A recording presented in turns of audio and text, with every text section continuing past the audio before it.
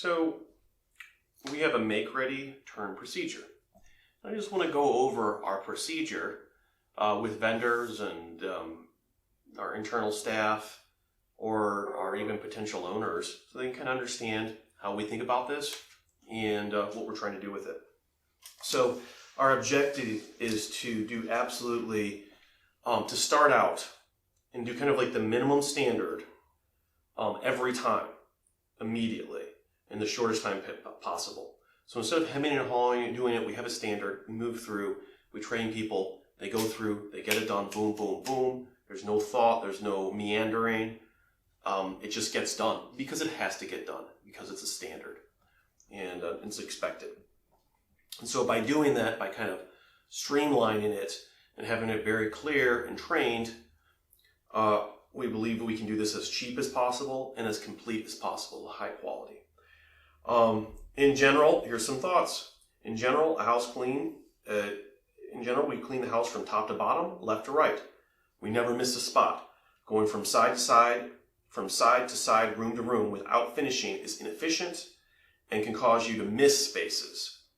When finishing a floor, a wall, a door, a shelf, a counter, etc., move your head till you are eye level with the surface. By looking across the surface at eye level, you see things you would have never seen by looking straight at the surface. So if I look straight down at the floor, I miss things that if I'm looking across it, you just see a whole different view. And it's really important that when you're trying to make a surface good, whether you're cleaning it or painting it or finishing it or polishing it, whatever it is, you put your eye up again and then you look across and you will see things you never saw before. You look at a couple different angles to see the light catching it will again help you see things that you didn't see before. And just doing that little tiny extra bit of energy will allow you to quickly, while you're still got everything, whatever you're doing out, to perfect what you have with almost no extra time. So another thing, a general kind of overall, is when you're cleaning, use an S pattern. So it's an S motion, not in circular motions, but going back and forth. So a lot of people don't realize this, and I've even seen professional cleaners where they're going like this in a circular motion, and they're essentially, it might be that they're scrubbing to get things off and it is loosening things, but to the extent that they pick it up, it redeposits as you complete your circle. So you go one way and then the back, or go around, you're still going one way and back, and as you come back, the stuff that you pulled up the other direction, some of it's being left behind on the back motion. So you're trying to go, keeping the front part always headed the same direction, and you use kind of an S, like a slithering snake, back all across one thing, and it's also you're touching things fewer times by not retracing as much. So a couple reasons for that. If there is no water, and occasionally water gets turned off and you're going in there, we've had people wait, they don't even tell us, they go out, and this has happened. And so if the water gets turned off, go to the local dollar store or go to the grocery store and get a bunch of gallons of water and get moving. If there's no electric, bring some battery lights and tools. We don't use these excuses, even if these things happen. Sometimes these things happen. Tenants do these. No one wants to hear that their house isn't ready because there was a snafu with a tenant doing something. So whatever it takes, get the job done. Get some battery lights and tools if necessary. And there's plenty of those out there for really inexpensive. Internally, if it's an internal person, we're probably going to be paying for them. If the person is a vendor on the outside, it's a business expense. And in terms of pests, when you run into pests, you see any evidence at all of pests, you should call the main office and we will dispatch a pet person immediately. If the pests are found, you still have to clean out because we can't even, if there's a haul away and there's stuff everywhere, it has to be cleaned out anyways. So get yourself a hazmat suit, go in there and get it done. This is part of the standard for people who are doing the make-readies, is that, you know what? Yeah, it's disgusting. Plumbers have to deal with poop. You know, sometimes there's pests. Sometimes there's other things. Use precaution. People have to do this all day long. If that's a problem, the position of handling make-readies is not for you. And I totally get it. It's part of it. So we've had cleaners who won't clean things because it's like, oh, it's disgusting. You're like, oh, why are you a cleaner? It's the same thing. Why are you a make-ready person, right? So again, dispatch if there's pests, and then get the necessary protection. Go in, get it all cleaned out so that we can actually treat it for pests. Dumpsters and haul-away. So, hey, if there's trash or items left in the property, those have to be hauled away. Even if there's a lot of debris, we want to get everything out of the house that we can. Use your brain. I mean, we've gotten in trouble where there was so much that it ended up creating an issue with the city. But for the most part, move it into the garage, move it into the backyard. We might not have a dumpster. We might not even be able to see how big of a dumpster we need. And we might not choose to do a dumpster. We might, have pickup trucks depending on the size. So just getting it out so we can get the make-ready ready is like the first thing. So just get right to it, If it's only one person doing it, grab a reciprocating saw or something like that. Just grab a saw, cut that furniture in half, and move it out. Also, use common sense. Number one, on a hallway, you do not have permission to take anything out. If you see wow, there's really expensive stuff here, check to see if there's something happened. We've had people go to the wrong house, and it wasn't even something we managed, and they start to move tenant stuff out, right? Watch it. Just keep your eyes open, okay? Anytime you're in a vacant house, use your brain, and don't think that because we're throwing it away that you can have it. Don't assume that, Hey, maybe you can, but come on. If there's all this beautiful, really expensive stuff, probably you should question, is there an issue here? Did we mess up on this? It's very unlikely that it's anything other than junk, okay? So be checking in with the office, double verifying when you see things that make you go, huh, okay? If you should go, huh, then do, huh, and ask a question. This is all regarding hallway. If you need a dumpster, though, call it in. Don't just leave the trash outside and not tell anybody back in the office, right? So call the office, work with your liaison in the office to get whatever you need in terms of a dumpster or haul away taken care of and arrange for that. Don't just leave it there and then expect someone to see it or know about it or make a obscure note somewhere in software. Specifically note that to somebody. If possible, oftentimes it helps to cut it up and, if you have something that's a little bit big, you can cut it up and get the big contractor bag, stick it in there, right? If it's really necessary, you can get a different crew. We have multiple different dumpster companies. So when it comes to getting properties ready, we handle everything. So every surface should be touched. So do your best to clean the ceilings if they're smooth enough.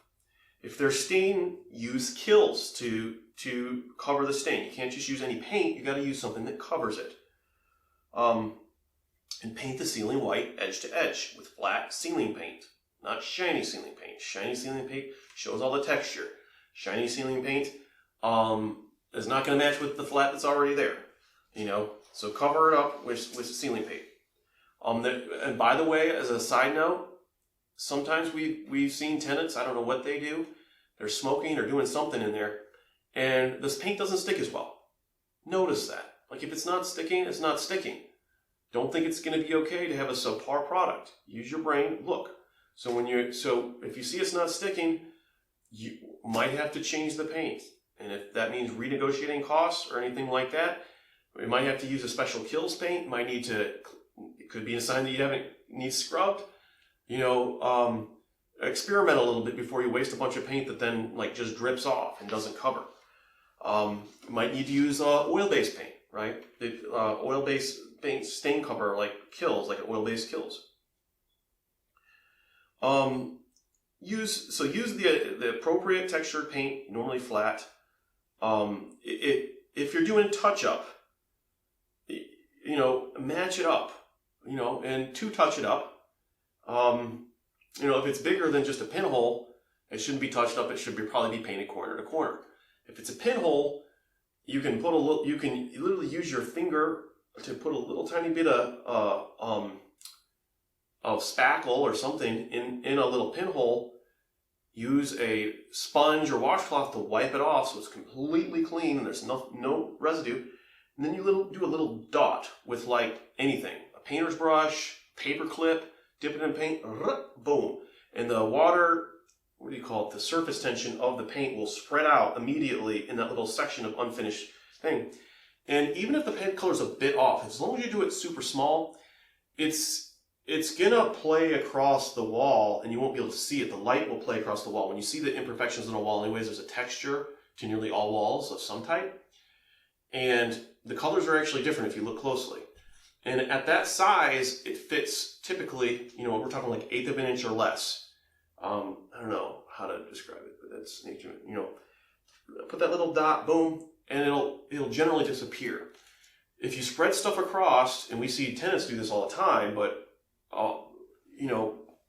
you're basically we're going to come back and then charge you for painting the whole wall because you messed it up and forced us to do all that. And the owner shouldn't have to pay for waste. So if you're messing things up, you shouldn't just not get paid. You should have to pay for the extra work involved. And so you've got to use your brain. If you're doing this, use your brain.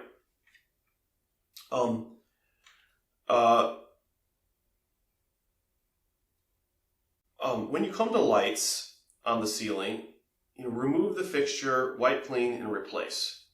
Make sure a bulb's there, right? If the fixture is pulled off, wipe it clean, stick it on. So we see people doing rooms and they're just missing parts. So when you're coming to it, do things that make sense as you're working, right? So that then when you're done, you move out of a room, you're all done. In the lights, you see a bulb without it, just go ahead and replace it as you see it, right? Walls. We would use a Swiffer to clean the walls and ceiling quickly. So you can literally use the pole on the Swiffer and you can just cover ground. Like as fast as you can sweep a floor, you can Swiffer a wall and or a ceiling, right?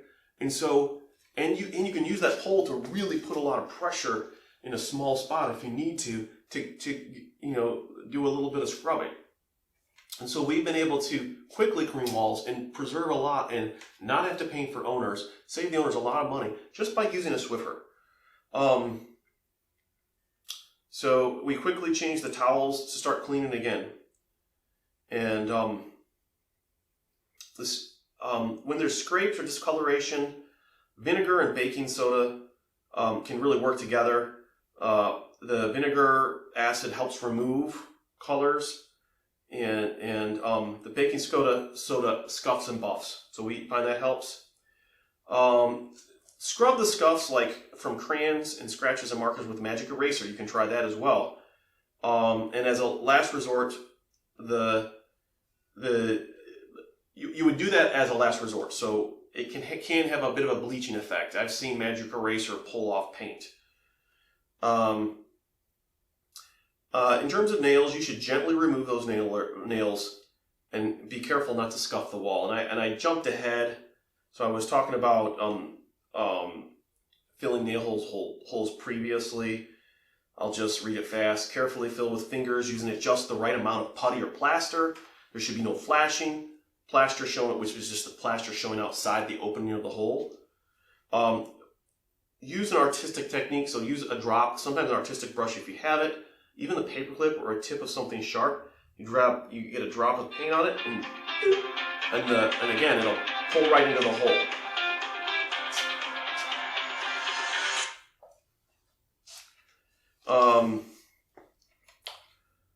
So it'll pull right into the hole, and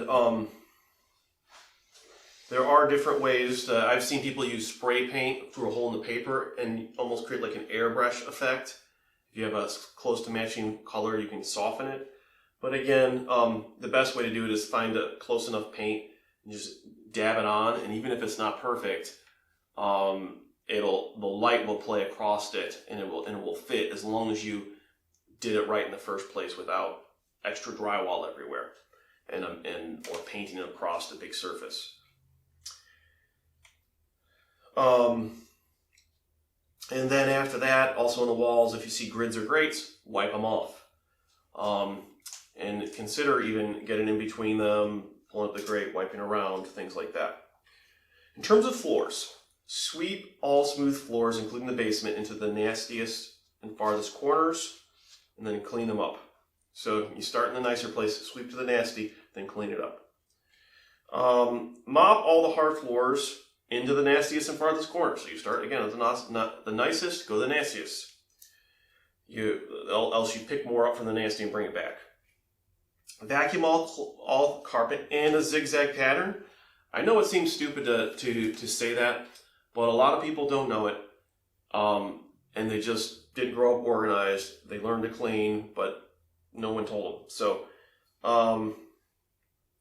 So that zigzag pattern going back and forth, starting end to end, all the way across, is really important. And I say that only because I've seen it. I've observed many people who take double, triple, quadruple to do the same thing as somebody else, and all they needed to do was stick to a zigzag, going back and forth, a slight overlap, but not too much. Moving across the room in a zigzag.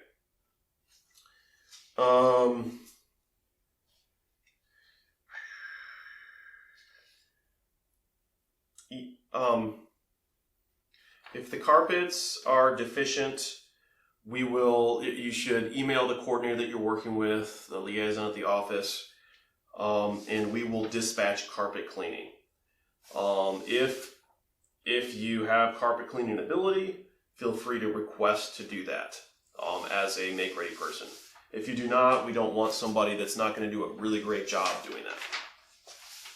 In terms of cabinets, every surface needs wiped, even sides and the tops of the cabinets that you can't see. So move a stove, wipe it.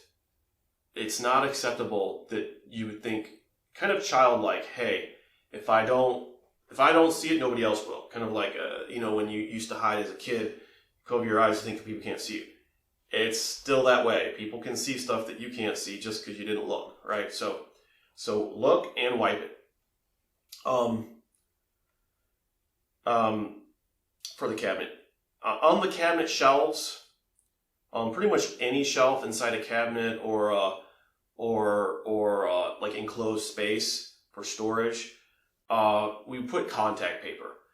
And by putting contact paper, that really is like kind of like a signature thing where you stick it there on these shelves and drawers, and it just says clean, right? People see it like, oh, that's new, that's clean. Boom. The doors, make them sparkle. People see them. Use the same techniques as the walls. Make sure they close well. Adjust the hinges as necessary.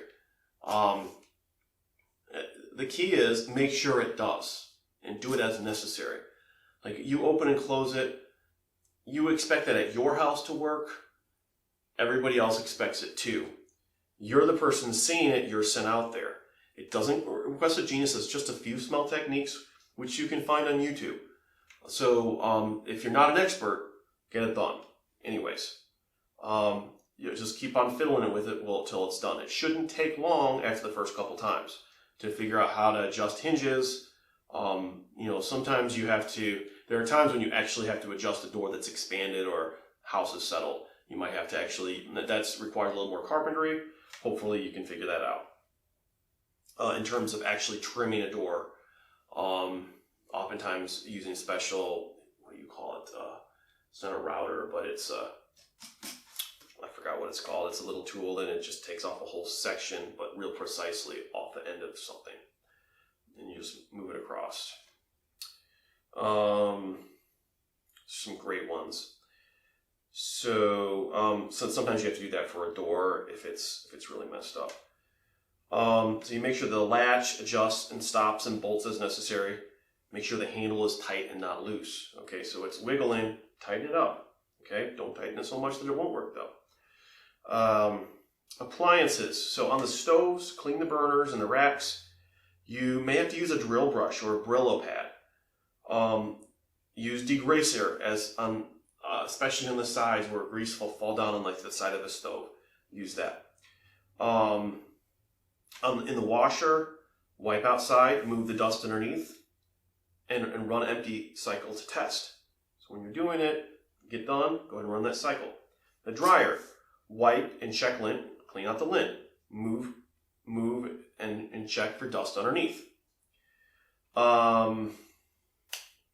Refrigerators, take out the shelves and wipe down inside and outside and clean around, behind and around. So you pull the refrigerator out, dust it in the back, Again, bathrooms, caulk. The caulk should not be dirty or mildewed. If it's not cleanable, use a putty knife to remove and possibly Goo Gone or other caulk cleaner, or caulk remover, and then re-caulk. When you caulk, I've seen some terrible caulk jobs in my life. Guys, look at what you do. It's not acceptable to have anything than a completely smooth caulk joint. It shouldn't be changing in size.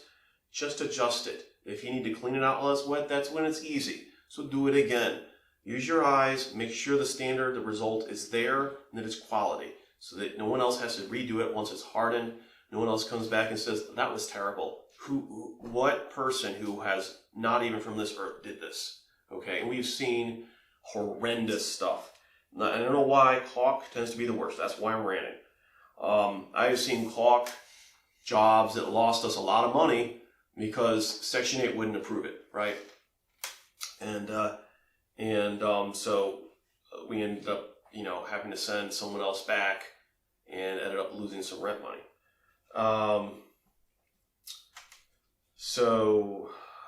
Caulk, yeah.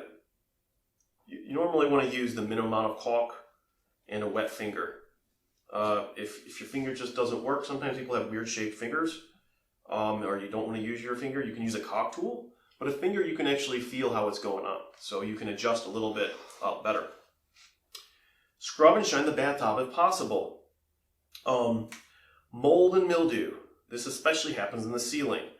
Scrub with vinegar if possible. Paint with eggshell white on the ceiling if it doesn't scrub off. And if it's really bad, you may even have to use like a Kills first and then eggshell white. But generally, all walls and ceiling in the bathroom should be eggshells so that water doesn't penetrate and grow mold, and anything that does grow can be wiped off in the future. Vanities, medicine cabinets, and the towel closet. And that's just, you follow the advice I gave earlier on closets. In the kitchen, we already talked about the appliances, see notes in the cabinets in the kitchen. In the attic, attics and crawl spaces should be broom clean and free of all boxes and furniture.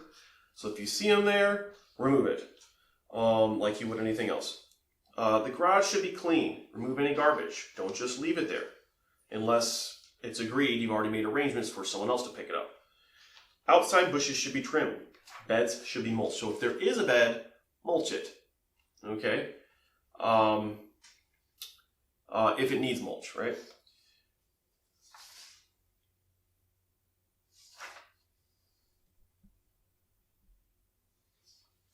The driveway and sidewalk should be edged.